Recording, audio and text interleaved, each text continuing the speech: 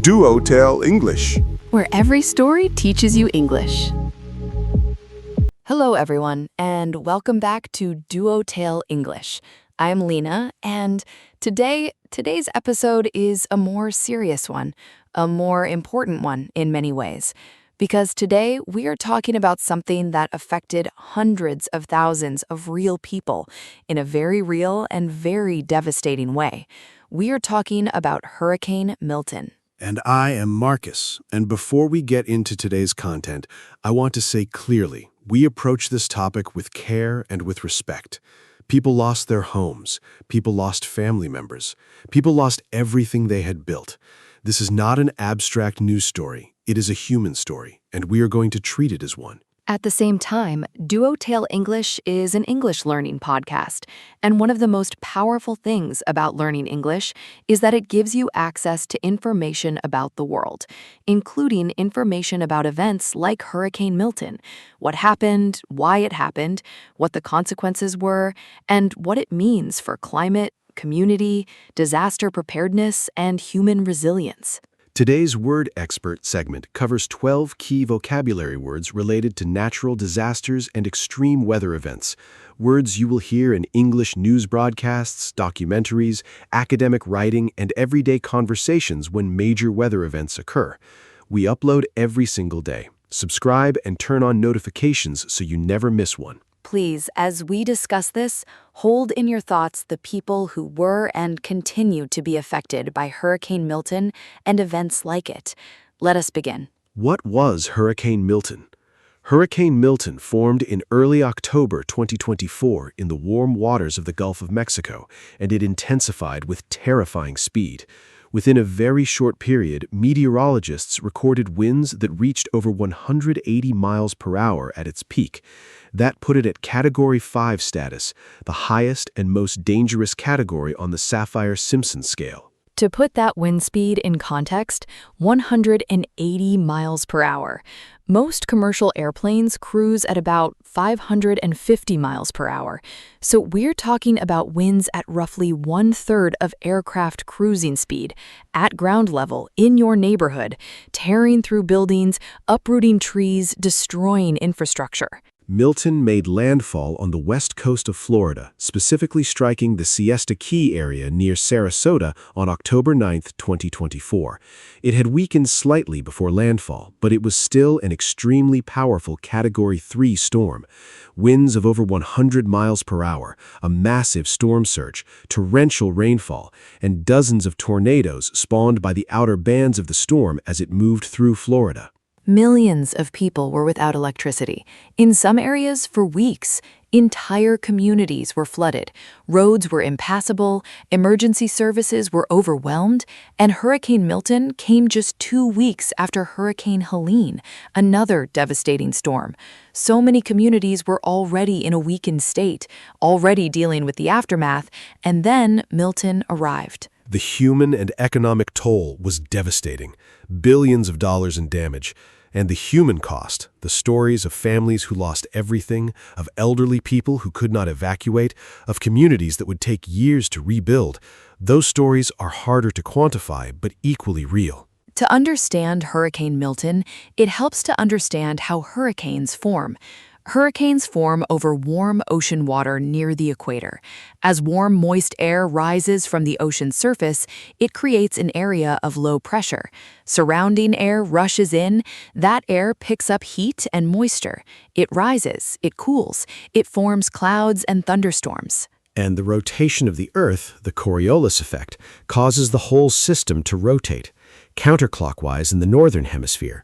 As the system organizes and the warm ocean continues to fuel it, the rotation becomes faster and tighter. The eye of the storm forms, and the surrounding eyewall, where the most violent winds occur, intensifies. Hurricane Milton developed in the Gulf of Mexico, a body of water with exceptionally warm surface temperatures in late summer and early autumn. Those warm temperatures acted as fuel for Milton's rapid intensification. In a matter of days, it went from a tropical storm to a Category 5 hurricane. And here is where climate change becomes relevant. Ocean temperatures globally have been rising due to human-caused climate change, and warmer ocean temperatures mean more fuel for hurricanes, more intense hurricanes, storms that intensify faster, storms with higher maximum wind speeds, storms that carry more moisture and produce more flooding. The relationship between climate change and hurricane intensity is one of the most actively researched areas in climate science. The human story. Before the storm, the evacuation.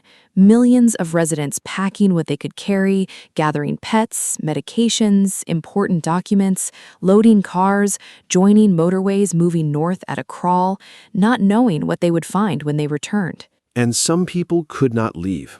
Elderly people without transport, people with medical conditions that made travel dangerous, people who had nowhere to go and no money for a hotel. Every one of them represents a real human being making an impossible choice under extraordinary pressure. During the storm, the experience is something very few people who have not been through it can fully understand. The wind is not just loud, it's deafening, a sustained roar that goes on for hours. And mixed into that roar, the sound of things breaking, trees, fences, roofs, glass, and the periodic darkness as the power fails. And the water.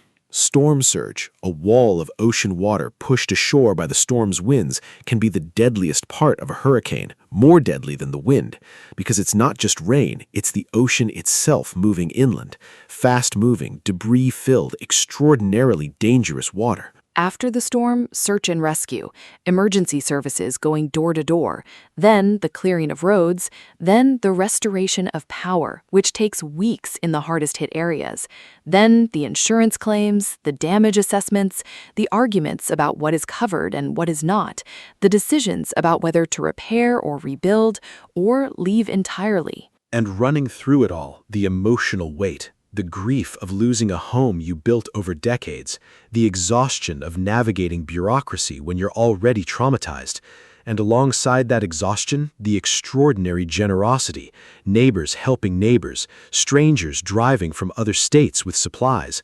volunteers giving up weeks of their lives to help with recovery. Because natural disasters don't affect everyone equally. Wealth, race, age, disability status, language, documentation status, all of these determine how vulnerable a person is before a disaster, how well they can prepare, how effectively they can evacuate, and how quickly they can recover. The same storm hits the same coast, but it doesn't hit the same way for everyone. Disaster preparedness.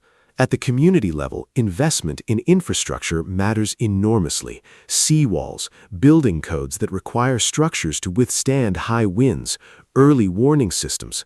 And at the individual level, a go bag prepared in advance, water, non-perishable food, medications, important documents, phone charger, cash, first aid kit. And knowing where you would go before the emergency makes those decisions urgently necessary. And community preparedness, knowing your neighbors, knowing who might need help evacuating. Because in every disaster, community cohesion and mutual aid saves lives. Official emergency services are always stretched during major disasters.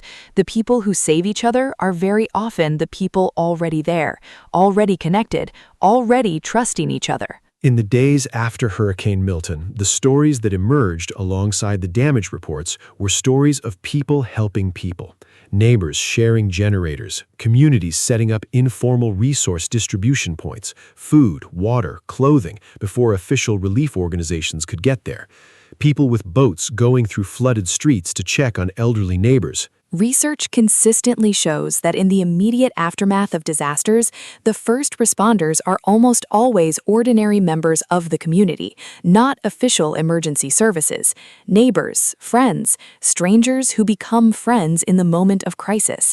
The official systems take time to mobilize. The people already there act immediately. And the communities that recover best from major disasters are the ones with the strongest social fabric before the disaster hit, places where people know each other, where trust exists between neighbors. The storm doesn't create community, but it reveals it. And there's something important about the way disaster forces a confrontation with what actually matters. Not the possessions that the storm took, but the people, the relationships, the moments of connection. When the rebuilding begins, the communities that rebuild together rebuild stronger. Word expert. 12 essential natural disaster vocabulary words. Word 1. Hurricane. A large rotating storm system with sustained winds of at least 74 miles per hour, forming over warm ocean water. Hurricane Milton was one of the most powerful Atlantic storms in recorded history. Say it. Hurricane Milton made landfall on October 9th, 2024. Word 2. Storm surge. The rise in sea level when a hurricane pushes ocean water toward shore, often the most deadly part. The storm surge reached several feet in low-lying coastal areas. Say it, storm surge can be more dangerous than the wind itself. Word 3. Landfall. The moment a hurricane makes contact with land. Hurricane Milton made landfall on the west coast of Florida. Say it, hurricanes typically weaken after landfall. Word 4. Evacuation. The organized movement of people away from danger. Millions of residents complied with mandatory evacuation orders. Say it. Evacuation orders were issued well in advance. Word 5. Infrastructure. The basic physical systems society needs to function. Roads, power grids, water systems. Hurricane Milton caused widespread infrastructure damage across Florida. Say it. Infrastructure damage affects entire communities. Word 6. Rapid intensification. A significant increase in hurricane wind speed over a very short period. Hurricane Milton underwent dramatic rapid intensification in the Gulf of Mexico. Say it. Rapid intensification is increasingly linked to warmer ocean temperatures. Word 7. Climate change. Long-term shifts in global temperatures caused primarily by human activities releasing greenhouse gases. Scientists have linked increasing hurricane intensity to climate change. Say it. Climate change is making extreme weather events more intense and harder to predict. Word 8. Disaster relief. Emergency assistance provided to communities following a natural disaster. Disaster relief efforts began immediately after Hurricane Milton made landfall. Say it. Disaster relief includes food, water, shelter, and financial support. Word 9. Resilience. The ability of communities and individuals to withstand, adapt to, and recover from extreme events. The resilience shown by Florida communities was extraordinary and deeply human. Say it. Resilience is the ability to recover and keep going. Word 10. Preparedness. The state of being ready to respond effectively to a potential emergency. Having plans and supplies in place before the crisis. Community preparedness saves lives more than any other single factor. Say it. Preparedness saves lives. Word 11. Displacement. The forced movement of people from their homes due to a crisis. Hurricane Milton caused the temporary displacement of hundreds of thousands. Say it. Displacement is traumatic, even when temporary. Word 12. Mutual aid. Solidarity and cooperation where community members collectively care for each other, sharing resources especially in times of crisis. The mutual aid networks that activated during Hurricane Milton were essential to survival. Say it. Mutual aid is reciprocal. Everyone helps, everyone benefits. Shadowing practice. Repeat after me 3 times each.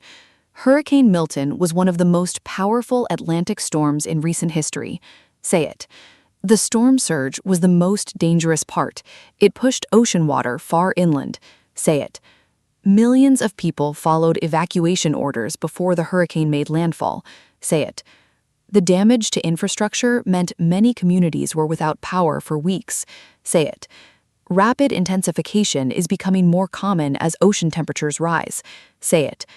Climate change is making extreme weather events more intense and harder to predict. Say it. Disaster relief efforts began immediately. Government, charities, and volunteers all responded. Say it. Community resilience, the way people help each other, is extraordinary during and after disasters. Say it. Preparedness saves lives. Having a plan before the emergency is critical. Say it. The displacement of hundreds of thousands of people was one of the most painful aspects. Say it. Mutual aid between neighbors was essential in the days after the storm. Say it. Natural disasters do not affect everyone equally. Vulnerability depends on many factors. Say it. And Marcus, this happened in Florida, but extreme weather events are happening everywhere. Floods in Pakistan, wildfires in Australia and Greece and Canada, droughts in the Horn of Africa, typhoons in the Philippines. This is not a Florida story. This is a global story. Absolutely a global story. And for our listeners, the importance of today's episode is understanding the patterns, understanding why extreme weather events are increasing, understanding the vocabulary to discuss them in English, which is the primary language in which international scientific and policy conversations about climate happen, and understanding that every community is increasingly affected by this reality. And learning English gives you something profound in this context. International conversations about climate change at the United Nations, at scientific conferences, in multinational policy negotiations. These conversations happen largely in English. The reports are in English, the solutions are being discussed in English. Having the language to follow those conversations, to form your own informed opinion, is access to the most important conversation happening on the planet right now. And community is protection. Knowing your neighbors, trusting your community, being willing to give and to receive help. That is not a Florida thing. That is a human thing. And it is one of the most important things any of us can practice every day, not just in emergencies. Not just in emergencies, every day. That is episode 28 of DuoTale English. Our question for today: has your region or country been affected by an extreme weather event? What was the experience like? Write about it in English in the comments. Your story matters, and sharing it in English with our community is a powerful act of connection. We read every comment every day. We reply every day. We upload every day. Goodbye, everyone. Take care of yourselves. Take care of your communities. Bye, everyone. And to all the communities still rebuilding, from Milton, from Helene, from every storm, we see you, and we are thinking of you. Bye.